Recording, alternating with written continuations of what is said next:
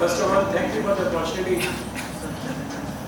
to be here and sharing with you. सुबह से काफ़ी सारी चर्चा हुई, यहाँ पर काफ़ी डायनामिक माहौल रहा। इनॉग्रेशन सेशन में काफ़ी it set a tone for this entire event, and that has made my job much easier. NEP के जो डिलीवरीज थी, जो इसकी इंटीग्रेशन थी, उसके बारे में बहुत सारे लोगों ने बात की, जो they're all experts। जो मेरा एरिया है, जो जिस पर मैं आपसे I'm not an expert of course, I'm a student of geology or science.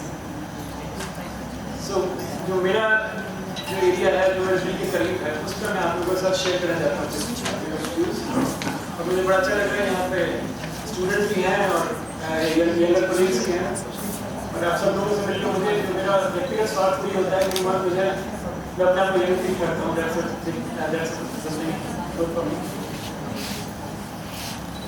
पिछली शिक्षा नीति जो थी वो 1986 में आई थी। उसके बाद से हम किसी न किसी रूप में शिक्षा व्यवस्था से जुड़े हुए हैं।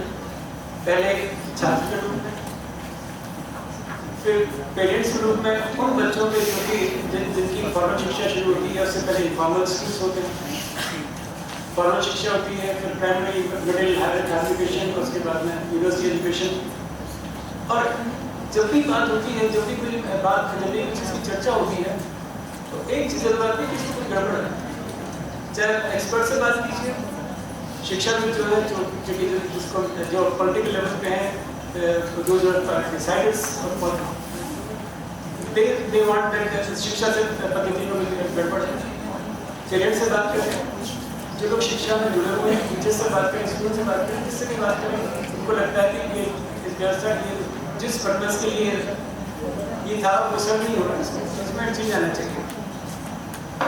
डॉक्टर कस्तूरी रंगन, उनकी विद्वता के बारे में किसी कोई शंका नहीं हो सकती। उनकी अध्यक्षता में एक कमेटी बनी और उस कमेटी ने काफ़ी मेहनत करके काफ़ी सारी चीज़ें देख के उस पूरी कमेटी ने एक ड्राफ्ट तैयार किया। अब हम यहाँ बैठ के ये चर्चा कर रहे हैं कि उसमें तो बहुत गलतियाँ हैं। अरे हम ही तो कह रहे थे कि हमारी शिक्षा व्यवस्था में सुधार होना चाहिए। इतने साल से हम ही लोग अलग अलग स्तर पे हम ही लोग बात कर रहे थे कि हमारी शिक्षा व्यवस्था वो बिल्कुल अलग है और हमारी बीमारी हो गई है। जिस पर्पस के लिए बच्चा स्कूल जाता है, कॉलेज जाता है, यूनिवर्सिटी जाता है, वो पर्पस सर्व नहीं हो रहा। हमारा जो स्टूडेंट जो निकलता है किसी विश्वविद्यालय से, और जब वो एम्प्लॉयमेंट के लिए जाता है, हमारे जो व्यवस्था हमारी यही है कि 95%, 99% बहुत है। हम लोग हायर एजुकेशन में कर जाते हैं तो इंक्रीज ऑफ एम्प्लॉयमेंट, आपकी एक्सेप्टेबिलिटी जो एम्प्लॉयमेंट मार्केट में बढ़ेगी। जब हमारा पोस्ट ग्रेजुएट स्टूडेंट यूनिवर्सिटी निकलता है और किसी जॉब के लिए जाता है इंटरव्यू के लिए, तो सवाल वो पूछता है कि तुम मेरे लिए क्या कर सकते हो, what are you capable of doing. जवाब होता है सर आप जो कहेंगे। आपको क्या करना आता है? सर मैंने एमए पॉलिटिकल साइंस में किया, मैंने उसमें किया, फिर मैंने एमएड किया, बीएड किया, एमएड किया, दैट्स ऑल राइट। लेकिन आप मेरे इंस्टीट्यूशन के लिए, मेरे कॉर्पोरेट के लिए क्या कर सकते हो? वहाँ पे दिक्कत आ जाती है हमारा जो। तो ये सारे जो एजुकेशन जो सिस्टम है, यहाँ पे प्रश्न ये लग जाता है कि फिर वो इतने सारे जो साल 25 साल जीवन के हमने क्यों नष्ट किए। तो परिवर्तन होना चाहिए, और किस तरह का परिवर्तन होना चाहिए, थोड़ा सा आगे मुझे समय आधा घंटा दिया है, तो मैं प्रयास करूँगा आधे घंटे से पहले ही आपको फ्री कर दूँ। जब हम बात करें हायर एजुकेशन में, बहुत NEP तो बहुत ही व्यापक है। इसके किसी भी एक आस्पेक्ट पर बात की जाए तो पूरे 2-3 घंटे बात की जा सकती है, बहुत सारी चीज़ें। मैं इस समय चर्चा करना चाहता हूँ रिसर्च को लेकर, क्योंकि हायर एजुकेशन सिस्टम का जो रीड है, उसके बिना, रिसर्च के बिना हायर एजुकेशन को देखना संभव नहीं है। और ये कई बार गलत कर जाते हैं कि कुछ ऐसी जगह है जहाँ पे कि ये दूसरा कॉलेज है, यहाँ तो रिसर्च की बात करना अपराध है। आप लोग तो शायद इससे आप लोग कुछ गवर्नमेंट कॉलेज से हैं तो उनकी व्यक्तिगत हमारे अक्सर कोई चर्चा होती तो ये बताते हैं सर हमारे यहाँ तो नहीं होता, हमारा प्रिंसिपल नाराज हो जाता है रिसर्च की बात करो, क्योंकि लगता है कि ये बिगड़ गया है। तो बात ये होती है कि रिसर्च जो है, रिसर्च ऐसी चीज़ है जो आपको उस विषय से जोड़े रखती है, और जब तक आप विषय से जुड़े रहेंगे, जब रिसर्च आपको हमेशा एक जिज्ञासु बनाती है, और जिज्ञासा करते आपको हमेशा एक विद्यार्थी के रूप में लगती है। जब तक आप विद्यार्थी रहेंगे तब तक आप सीखते रहेंगे, जब तक आप सीखते रहेंगे तब तक आपको चीज़ अच्छी लगेगी। जिससे आप देखिए, मान लीजिए मुझे सब आता है, मैं तो सिर्फ पढ़ाने के लिए आता हूँ, मुझे जो आता है बच्चों को देना है, वहाँ से एक तरह से आपका एकेडमिक जो है पतन शुरू हो जाता है। तो लेकिन समस्या ये है कि रिसर्च को लेकर जो भ्रांतियाँ हैं, रिसर्च को भी हम अपने अपने तरीके से परिभाषित करते हैं, अपने तरीके से इसको समझते हैं।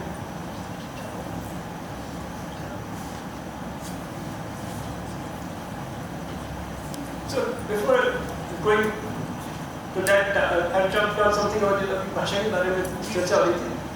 तो भाषा अपने आप में बहुत प्रभावशाली माध्यम है, लेकिन शब्द एक जैसे मायने वाले शब्द कई बार बिल्कुल जब आप गलत जगह पर रख देते हैं तो उसी डिक्शनरी जब आप देखते हैं तो उसे वही तरह दिखाई देता है, उससे पर्यायवाची होते हैं, लेकिन जब उनको लेकिन उनका स्थान में निश्चित है। हम जब बात करते हैं हायर एजुकेशन इंस्टीट्यूशन की, HEI जिसको शॉर्ट फॉर्म में बोल देते हैं, तो उसमें कई सारी चीज़ें आती हैं। सबसे इम्पोर्टेंट चीज़ है एजुकेशन। हम कभी नहीं कहते कि higher teaching institute, we never say higher teaching or the teaching institute, we always say educational institute। इसका मतलब ये हुआ कि टीचिंग और एजुकेशन में कहीं ना कहीं अंतर है। एजुकेशन की बात करें, टीचिंग की बात करें, ट्रेनिंग की बात करें, हम लोग सब कई बार इसको एक ही लाइन में बोल जाते हैं, एक ही फ्लो में बोल जाते हैं, सिनोनिमस की तरह से, लेकिन इनके मायने बिल्कुल अलग अलग है। जब बात होती है एजुकेट करने की, तो एजुकेशन का जो स्कोप है बड़ा व्यापक है। पूरे उसको जो आपके व्यक्तित्व है उसकी बात करता हूँ। जब बात करते हैं टीचिंग की, टीचिंग क्लासरूम टीचिंग भी कह सकते हैं। टीचिंग वो सिलेबस से रिलेटेड वो कंपोनेंट है जो मुझे जिम्मेदारी दी गई है। इस सत्र में या इस सेमेस्टर में 18 घंटे मुझे दिया गया है। 18 घंटे में मुझे ये पार्ट जो है सिलेबस का मुझे बच्चों को पढ़ाना है, वो टीचिंग है। और कई बार टीचिंग और ट्रेनिंग में कंफ्यूज जाते हैं। ट्रेनिंग किसी एक एक्टिविटी को करने के लिए किसी को तैयार करना है, और अक्सर ये काम जो सर्कस में किया जाता है, और हम लोग बड़े इसको अपने उसको यूज़ करते हैं ट्रेनिंग इंस्टीट्यूट के नाम से। But training is entirely different and then there is coaching. So coaching is completely different from education और teaching. Again this knowledge and information, we are in the area of information but we are going away from knowledge. जब भी कोई बात होती है आपसे, अभी पूरी बात कही नहीं, पूरा संडे तो मैंने सुनाई, उससे पहले मोबाइल देख के गूगल पे चेक करना शुरू कर देते हैं और तुरंत मतलब निकाल देते हैं। तो सेंटेंस बाद में पता लगे प्रश्न कुछ और था। So that what is how to use the knowledge and how to differentiate wisdom, differentiate knowledge and information. WhatsApp लोग सब यूज़ करते हैं, व्हाट्सएप में दुनिया भर की चीज़ें आती हैं और बड़ी गंभीरता से लिखी जाती है। ऐसा लगता है कि ये इससे ज़्यादा ऑथेंटिक कुछ नहीं है, और हम 3 लाइन 4 लाइन पढ़ते हैं, इससे पहले कि कोई और पढ़ते उसको फॉरवर्ड करते हैं। हम पहले व्यक्ति बनना चाहते हैं उसको फॉरवर्ड करने की, क्योंकि बड़ी महत्वपूर्ण घटना रही है कि वहाँ पे ऐसे कुछ नई खोज हुई बिना उसको जांचे हुए। That's a wisdom that you must have to decide what is information, what is knowledge, and how it is to be used. सुबह बात हो रही थी, बहुत महत्वपूर्ण बात के लिए वक्ता ने कहा कि हमारा जो सिस्टम है, जो गुरुकुल वाला सिस्टम जो चला रहे हैं, जो उसी और वही जो सिस्टम हमारा है, गुरुकुल की बहुत अच्छी बात है, मैं आपको बताऊंगा। लेकिन जो एक बात जो हमको बताई जाती है बचपन से, पेरेंट्स से बात होती है, मदर से लोग छुट्टी में बहस कर लेते हैं, तो फादर से बात होती है, तो वहाँ बहस की गुंजाइश नहीं होती। सिर्फ एक वाक्य में सारा अगर आपके डिस्कशन की हिम्मत भी होती तो एक वाक्य में खत्म हो जाता है। वो ये होता है मैंने कहा, मैं कह रहा हूँ। यही बात क्लासरूम में लागू होती है। टीचर ने कह दिया, उसके बाद में आपके पास अगर आप उस पर कुछ शक करते हैं, उसको कुछ शक तो मतलब की बात है, उस पर छोटा सा कुछ प्रश्न करते हैं, तो टीचर के प्रति आपका एक तरह से वो डिसरेस्पेक्ट मान देते हैं। हमारे हम लोगों की समस्या है कि हम डिसएग्रीमेंट को डिस्कशन को अलाउ नहीं करते। मैं सब जानता हूँ, तुम कुछ नहीं जानते, इस हिसाब से हम चलते हैं। जो मैं कह रहा हूँ वो सही है, और तुम्हारे ढंग से नहीं बैठना, क्लास से बाहर चले जाते। बिल्कुल एब्सर्ड सवाल, अब तक जवाब बिल्कुल एब्सर्ड हो तो भी टीचर जो है, teacher has to listen patiently and ask उससे आपका आर्गुमेंट क्या है। हो सकता है कि ये आर्गुमेंट गलत हो, बिल्कुल बेवकूफ़ हो, लेकिन अगर मैं उसकी इस जिज्ञासा की जो प्रवृत्ति को अगर मैं एक 5 साल की आयु में, 4 साल की 6 साल के अंदर उसको खत्म कर दूंगा, तो आगे जाकर वो एक बड़ा साइंटिस्ट नहीं बन पाएगा, क्योंकि उसकी जिज्ञासा, ये जो कहना बिल्कुल गलत है, बिल्कुल बेवकूफ़ी की बात है, लेकिन उसकी जिज्ञासा वाली जो ये प्रवृत्ति है, ये मेरी जिम्मेदारी है टीचर उसको बनाए रखने की।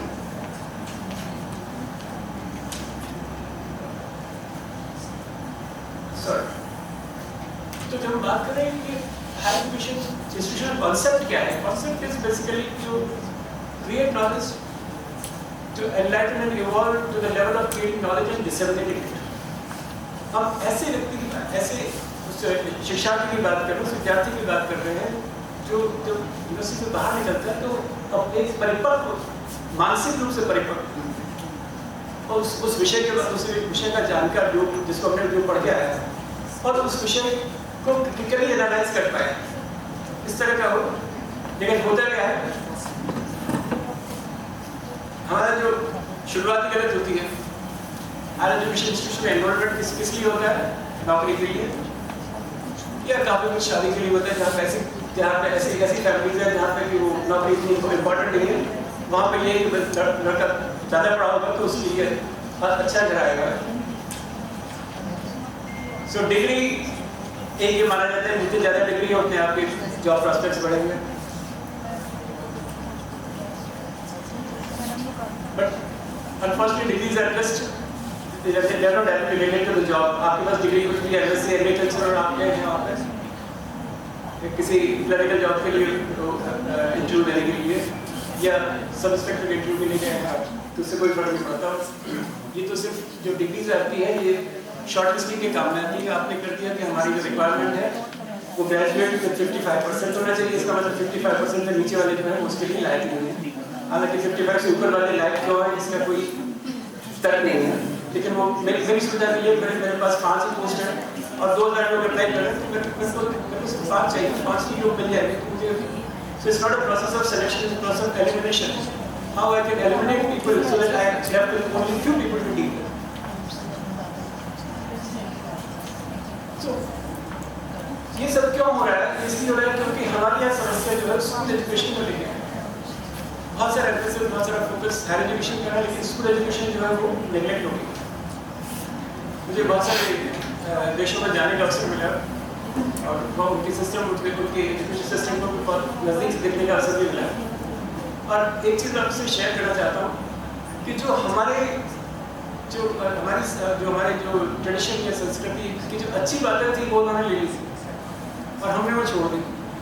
जो गुरुकुल का जो कॉन्सेप्ट था हमारा, वो एक संपूर्ण शिक्षा का एक बहुत अच्छा उदाहरण है, जहाँ पे एक बच्चा वहीं रहता है, गुरुकुल में रहता है, सब तरह की शिक्षा गुरुकुल में मिलती है उसको, जो कि व्यवहारिक शिक्षा भी होती है और औपचारिक शिक्षा भी होती है, और समाज में उसको कैसे रहना है आगे कैसे, और वो इस तरह से आता है 25 साल की आयु में जब वो गृहस्थाश्रम में प्रवेश करता है तो सब तरह से पारंगत होता है। उसको किसी तरह की ट्रेनिंग की आवश्यकता नहीं पड़ती है। जैसे हमारे यहाँ होती है कि आप बैंक में जाते हैं तो बैंक वाला 3 महीने की ट्रेनिंग देगा, या किसी की जगह जाए तो वो ट्रेनिंग देता है। हमने वो चीज़ छोड़ दी, हमने हमने सारा फोकस अपना कर दिया सिर्फ बच्चों के हफ्ते की बस्ता लाभ की, एक सब्जेक्ट और बढ़ा दिया, एक और बढ़ा दिया, और दूसरे जो हम सब जो पेरेंट्स भी हैं, और इसमें बहुत बड़ा दोष पेरेंट्स का भी है। मेरा बच्चा दूसरी क्लास में है लेकिन वो ये जानता है, मैं अपने घर से कहता हूँ अंकल को पढ़ सुनाओ, अंकल को ये करो वो करो। ऐसी जरूरत क्या है? वो बच्चा 2 साल का पोएम भी सुनाएगा तो 5 साल का 5 पोएम सुना देगा।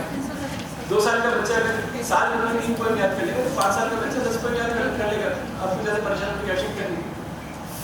हाँ, मैंने भारतीय सिस्टम का करीब से देखा। 5वीं क्लास तक वहाँ बच्चे के पास कोई होमवर्क नहीं होता, वो सिर्फ बैग में अपना अगर मम्मी ने दिया है तो वहाँ से नाम जाता है कुछ खाने का, और खाने का टिफिन और एक पानी की बोतल वो लेके जाता है। और जब साल के अंत में मीटिंग में पेरेंट्स को बुलाया जाता है तो वो टीचर बताती है कि बच्चे ने आपके साल में ये बच्चे ने आपके काम किया है। वो सब चीज़ें वहाँ होती हैं। प्रोजेक्ट का कॉन्सेप्ट जो हमने लिया था स्कूल में कि प्रोजेक्ट वर्क जो है, प्रोजेक्ट वर्क का आइडिया है कि बच्चे को खुद काम कर लेता है, कोई किसी अपना काम करने के और कोई चीज़ तैयार करने का उसको एक स्किल है। होता क्या है कि हमारे यहाँ दुकानों में बने बनाए प्रोजेक्ट्स मिलते हैं और मम्मी जो है वो प्रोजेक्ट लेके आती है, तो प्रोजेक्ट जब सबमिट करना होता है तो प्रोजेक्ट मम्मी के हाथ में होता है, बच्चे जो है साइड में वहाँ उनके प्रोजेक्ट तभी दिया जाता है जब उस स्कूल में एक वर्कशॉप हो और उसमें टीचर्स होते हैं वो आपकी हेल्प करते हैं, करना आपको ही पड़ता है। तो कोई चीज़ हमने शुरू की, लेकिन और दूसरी दिक्कत हमारी ये कि हम जो है रिचुअल से ज़्यादा बिलीव करते हैं। कोई चीज़ जब लागू की जाती है, कोई नियम एफर्ट करता है, वो नियम क्यों है वो महत्वपूर्ण नहीं होता, वो नियम कैसे पालन उसकी पालना हो, कैसे उस नियम का बचाव है और उस पर ज़्यादा फोकस करते हैं। नियम लगाएगा कि 2 व्हीलर पर आप हेलमेट पहन के जाएंगे, नहीं तो चालान हो जाएगा, चालान हो जाएगा। ये भी इससे ज़्यादा ये कॉन्सेप्ट जो है इससे ज़्यादा एक खराब बात क्या हो सकती है पढ़े लिखे समाज के लिए कि जो हेलमेट मेरी रक्षा के लिए है वो मैं इसलिए लगाता हूँ कि मेरा चालान हो जाएगा या नहीं होगा, और इसी आधार पर मेरा जो हेलमेट लगाना नहीं लगाने का जो वो सिस्टम है वो चेंज होता रहता है। मुझे मालूम है, मुझे पान खाने जाता है 500 मीटर दूर तक, वहाँ कोई पुलिस वाला नहीं, वहाँ चालान की आवश्यकता है, वहाँ चालान नहीं होता तो कर बिना उसके चलता है। मेरा बच्चा अगर से ज़्यादा बच्चा से वो 3 किलोमीटर तक जाता है। तो ये जो नियम की व्याख्या है जो हम अपने अपने हिसाब से कर लेते हैं, ये एक हमारे समाज की बहुत बड़ी वो है। करीब 40 countries in all the continents, ऐसे देश भी जो हमसे पीछे हैं, तो ये किसी तरह का विकासशील और विकसित करने का वो नहीं है। कंट्री लाइक श्रीलंका हम ट्रैफिक फॉलो करते हैं, हमको पता नहीं क्यों इसमें आज तक मुझे समझ नहीं आया कि मैं तो जब देख रहा था आपका कैंपस मुझे बड़ा अच्छा लगा कि बहुत सारी यहाँ पे स्पोर्ट्स का बहुत सारा प्रोविजन है। एंड आई मस्ट टेल कि किसी भी एजुकेशन इंस्टीट्यूशन का स्पोर्ट्स जो है बहुत महत्वपूर्ण अंग है। बच्चे या तो क्लासरूम्स में हों, लैब्स में हों, लाइब्रेरी में हों या स्पोर्ट्स ग्राउंड में हों, और कोई जगह नहीं बच्चों की। और स्पोर्ट्स का एक सबसे बड़ा इम्पोर्टेंट कंट्रीब्यूशन लाइफ में ये है कि आपको फिर डिसिप्लिन सिखाने की जरूरत नहीं पड़ती। स्पोर्ट्स में बहुत क्लियर है, वहाँ पे कोई ग्रे एरिया नहीं होता, लाइन होती है। इस लाइन को मैंने 1 मिलीमीटर क्रॉस किया है या 1 मीटर क्रॉस किया, कोई फर्क नहीं पड़ता, फाउल तो फाउल, रेफरी ने कह दिया फाउल। यहाँ जो हमने अपने नियम बना दिए कि नहीं 500 मीटर तक ये पड़ोस में जाना है, क्या फर्क पड़ता है, या इधर से जाना है, क्या फर्क पड़ता है, वो चीज़ उसमें वो चीज़ें ऑटोमेटिकली खत्म हो जाती है। So, as I said, we already spoken about this, that we all know the existing system needs to be changed. Who bring the change? सब लोग बहुत सारे पिछले सालों में हमेशा बात करते रहे कि बदलना चाहिए, बदलना चाहिए, बदलना चाहिए। जैसे कोई जिससे भी बात करूँ, छात्र भी परेशान है, पेरेंट्स भी परेशान है, वो टीचर्स भी परेशान है सिस्टम से। अब जब आ गया तो चर्चा कर रहे हैं कि तो चर्चा बहुत अच्छी बात है, किसी भी पढ़ने की सोसाइटी का ये वो है आईना है, क्या बात, everything should be allowed to be discussed. लेकिन कौन सी चीज़ समाज के हित में है उसको बीच में उसको सेंटर में रखते हुए चर्चा करनी चाहिए। सिर्फ इसलिए नहीं क्योंकि आपने कोई चीज़ कही और मुझे आप पसंद नहीं, मुझे आपका विरोध करना वो सही नहीं है। तो this is been already but बात करते हैं कि हमारे यहाँ तो एजुकेशन बहुत अच्छी थी पहले से। आज हम बात कर रहे हैं कि नेशनल एजुकेशन पॉलिसी की जरूरत पड़ रही है उसका होगा। जब हम अब अपनी सांस्कृतिक धरोहर की बात करते हैं तो शायद एक समय तक जब बाकी सब जहाँ अनपढ़ थे हम लोग पूरे विश्व को पढ़ाया करते थे। और उसके उदाहरण है हमारे जो अभी जो रूल्स हैं बड़े बड़े जो पुराने विश्वविद्यालय हैं, तक्षशिला, नालंदा, वल्लभी, विक्रमशिला, ये सब वो स्थान है जो कि देवर सेंटर्स ऑफ नॉलेज। और एक इम्पॉर्टेंट बात इनकी थी कि देवर मल्टी डिसिप्लिनरी, और इसी कॉन्सेप्ट को एनईपी में लिया गया है जो हम लोग बीच में कुछ सालों में स्पेशलाइज्ड यूनिवर्सिटीज या स्पेशल हायर एजुकेशन की तरफ चले गए थे।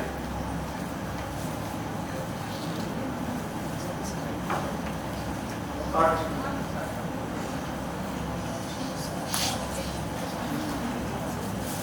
so let me talk about this higher education institution in the new education policy. एक इम्पॉर्टेंट रोल है इसमें, इम्पॉर्टेंट कॉन्सेप्ट है रिसर्च। और ये भारत का ही नहीं है, ये पूरा वैश्विक कॉन्सेप्ट है। Any higher education is rated only and only on the basis of research contribution. आपके कितने टीचर क्लास लेते हैं, आपके कितने बच्चे फर्स्ट क्लास में पास हुए, आपके कितने बच्चे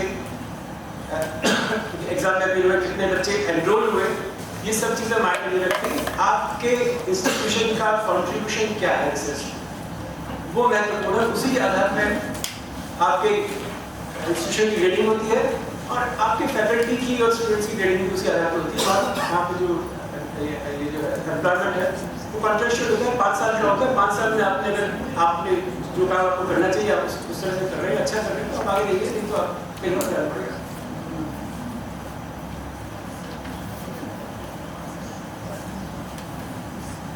In this, so depending on the research को इसमें important एक जगह दी गई है इसमें नई पॉलिसी में।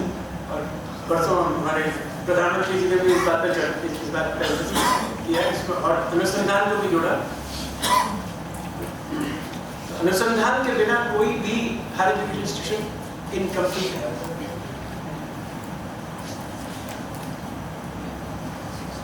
So, the point comes कि ये अनुसंधान के रिसर्च को लेकर जब बात करते हैं तो कई बार हमारे जो भ्रांतियाँ हैं, मैं अक्सर इस बारे में चर्चा करता रहता हूँ। मुझे आप लोग सब you are enlightened, I understand, लेकिन फिर भी कई बार समस्या आती है कि हम लोग कई बार पीएचडी को और रिसर्च को एक मान लेते हैं।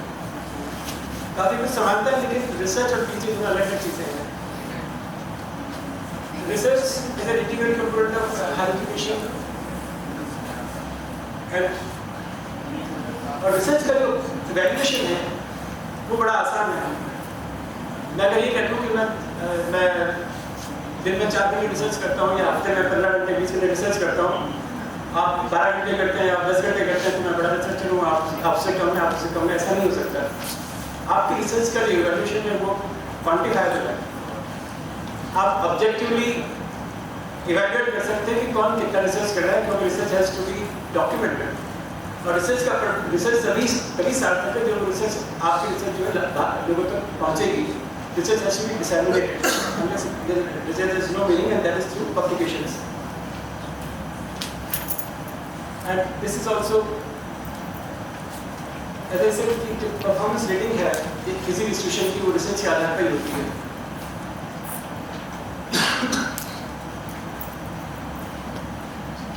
और बहुत सारे कंपोनेंट्स हैं हमारे इंडियन कॉन्टेक्स्ट में। किसी इंस्टीट्यूशन की जो रेटिंग का एक और आधार होता है कि वहाँ कितने प्लेसमेंट्स होते हैं। ये हम लोग के होता है, बाहर कहीं नहीं होता कि हम जब बड़ा लिखते हैं कि हमारे पिछले साल 22 प्लेसमेंट हुआ हमारे यहाँ से, हमारे कॉलेज से, तो ये कॉलेज ज़्यादा अच्छा है। वो कॉलेज एक ऐसी गुणवत्ता का एक प्रकार हो सकता है, लेकिन गुणवत्ता हमेशा रिसर्च के आधार पर, एकेडमिक एक्सीलेंस हुआ तो रिसर्च के आधार पर तय होती है। और जैसे मैंने कहा कि रिसर्च और पीएचडी का कई बार कंफ्यूज करते हैं। किसी विश्वविद्यालय के वाइस चांसलर से बात हो रही थी, तो कहा कि हमारे यहाँ पिछले साल 600 पीएचडी हुए। मैं कहा सर इसमें कोई गलत की बात नहीं है, इट्स जस्ट नंबर, लेकिन रिसर्च कितनी हुई, रिसर्च का इम्पैक्ट कितना है वो इम्पोर्टेंट है। तो वैश्विक स्तर पर आज इससे काम नहीं चलता कि हमने 600 रिसर्च किया, 600 पीएचडी की, या मैंने कितने पीएचडी की। आपने पब्लिश किया क्या, उससे भी काम नहीं चलता। आपके पब्लिकेशन का इम्पैक्ट क्या है, यानी कि आपके पब्लिकेशन को कितने लोगों ने यूज़ किया, कितने लोगों ने उसको पढ़ा, कितने लोगों ने उसको अपने उसमें इनकॉर्पोरेट किया, उससे आपकी सार्थकता तय होती है। इससे नहीं होती कि मेरी 25 पेपर्स हैं, मेरे 25 आर्टिकल्स हैं, 30 आर्टिकल्स हैं। So basically difference I think there is no need to cut short it here. Research जो है वो तो कंटिन्यूअस प्रोसेस है, और पीएचडी एक प्रोग्राम है यूनिवर्सिटी का जो कि रिसर्च बेस्ड है ऑफ कोर्स, लेकिन रिसर्च और पीएचडी दोनों अलग चीज़ें हैं। और वो जो है उसका एक कंपोनेंट हो सकता है।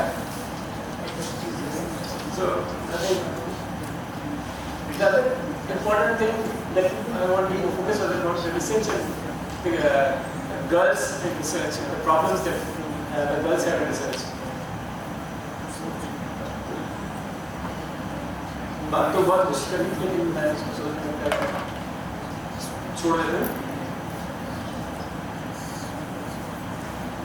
जब हम बात करते महिलाओं को लेकर बात करते तो बड़ी जो हमारा समाज है, जो हम लोग हैं, बड़ी एक्सट्रीम से बात करते हैं। जब मुझे अपनी बात बतानी होती है, कन्विंस करना होता है। तो मैं कहता हूँ कि हमारे इसमें तो महिलाओं को देवी का स्थान दिया हुआ है। सरस्वती, दुर्गा, लक्ष्मी तीनों ही महिलाएं हैं जो कि सीट जो पावर जिनके पास में है, चाहे वो शिक्षा हो, चाहे वो ज्ञान हो, चाहे ये ताकत हो, सब इन्हीं के पास में है। हम तो कुछ भी नहीं है, हमने तो महिलाओं को देवी का स्थान दिया हुआ है। और दूसरी जगह जब स्थिति लिखी जाती है तो शायद स्थान बहुत पीछे दिखता है। तो एक अजीब सी स्थिति है। पर जैसे बात है कि महिलाओं को महिलाओं की जैसे क्यों ट्रीट करते हैं? न तो उनको देवी बनाने की आवश्यकता है, न उनको जमीन में रखने की आवश्यकता है। जो है वैसा क्यों नहीं ट्रीट कर सकते? हम लोग हमेशा एक्सट्रीम से बात क्यों करते हैं? और बार बार ये क्यों कहा जाता है कि अभी अक्सर कभी खबर आती है कि इस बार CBSE में लड़कियों ने बाजी मारी। मुझे इस हेडलाइन पर थोड़ी सी मुझे आपत्ति है। क्या इसमें अजूबा क्या हो गया? मतलब why does it become news? क्या उल्टा होता है तो आती है कि इस बार लड़कों ने बाजी मारी? ऐसा तो नहीं होता ना। तो फिर आपने लिख दिया कि इस बार श्री उदय सिंह के 99 नंबर है, उन्होंने टॉप किया, आप बता देते हैं। लेकिन जब उल्टा होता है तो आपको लिखते हैं इस बार लड़कियों ने बाजी मारी या लड़की प्रथम रही। तो आपका आश्चर्य हो रहा है कि लड़की प्रथम कैसे आ गई? हमने ही बना दिया ये बात। और सबसे बड़ी बात यह है कि बहुत सारे हम में से केवल पुरुष नहीं, महिलाएं भी इसमें शामिल हैं। वही महिला जो कि जिसके साथ